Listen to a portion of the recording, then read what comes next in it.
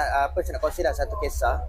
Mak saya dia kena kanser pada tahun 2023 tak silap. Tak silap saya, okey betul awal tahun 2023 di mana dia dapat stage 2 kanser, breast cancer lah, stage 2. And then rawatan tu disusuli dengan macam biasa kemoterapi apa-apa semua, dan ditakdirkan dia punya breast cancer tu terpaksa dibuang.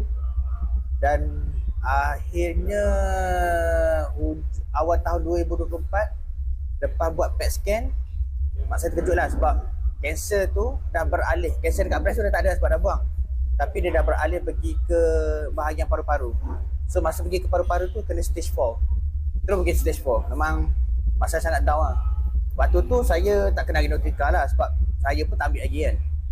Masa saya kena PCL lah itu, waktu saya kena PCL lah itu pun saya ambil genotrika ni, saya tak bagi tahu mak saya lagi sebab mak saya ni dia jenis jelah orang dalam keadaan kemo, orang sedih, dia payah nak menerima satu-satu perkara tu melainkan ada bukti proven.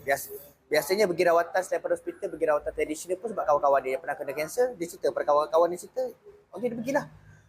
Jadi dipendekkan cerita, dia dah pergi macam-macam sampaikan bila buat PET scan kali terakhir tu, dia punya kanser tu dah pergi ke jantung dan dia punya paru-paru tu dah jadi berair, dah terlalu banyak air.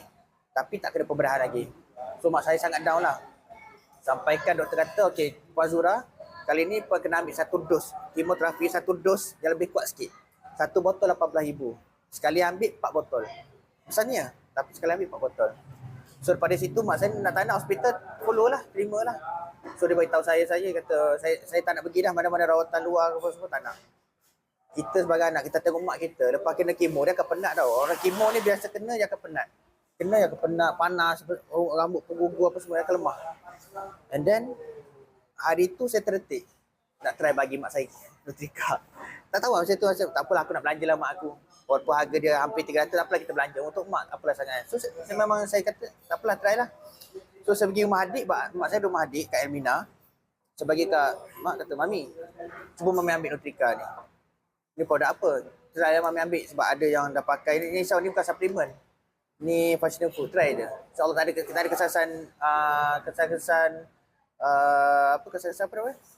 kesan-kesan negatif lah terhadap benda ni. Tak ada side effect lah kata. Apa mak saya ambil lah. Saya tak extra banyak lah kan. Dia kena 2 tahun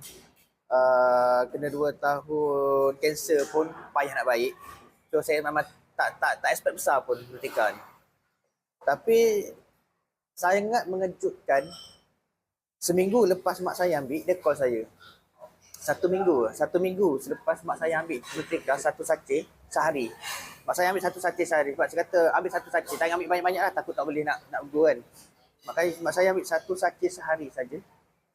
Seminggu lepas tu dia balik Kelantan. Dia call. Dia tanya khabar lah, Syafiq sihat? Syafiq ni mami nak beritahu. Kenapa? Alhamdulillah lah. Lepas mami makan tu, mami tak sepedak langsung. Pertama. Yang kedua, orang yang kemoterapi, kulit dia akan kedut-kedut, nampak tua. Mami saya kata, bila makan, kulit dia cerah. Tegang dah cerah.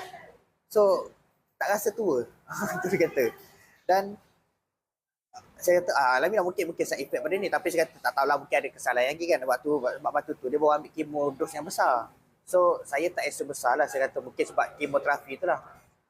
And then, 2 minggu lepas tu dia pergi kemo.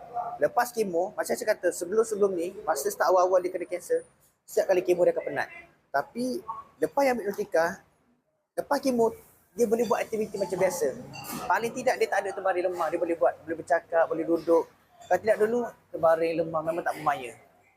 So start pada tu mak saya kata apa?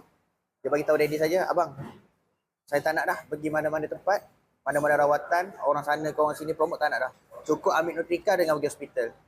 So, nak tahu result yang paling kemuncak dia adalah bulan 8 ni, PET scan. Kita tengok macam mana kesan kanser tu. Kalau betul kanser tu tak aktif, saya boleh kata nutrika is the best lah. Betul tak? Betul.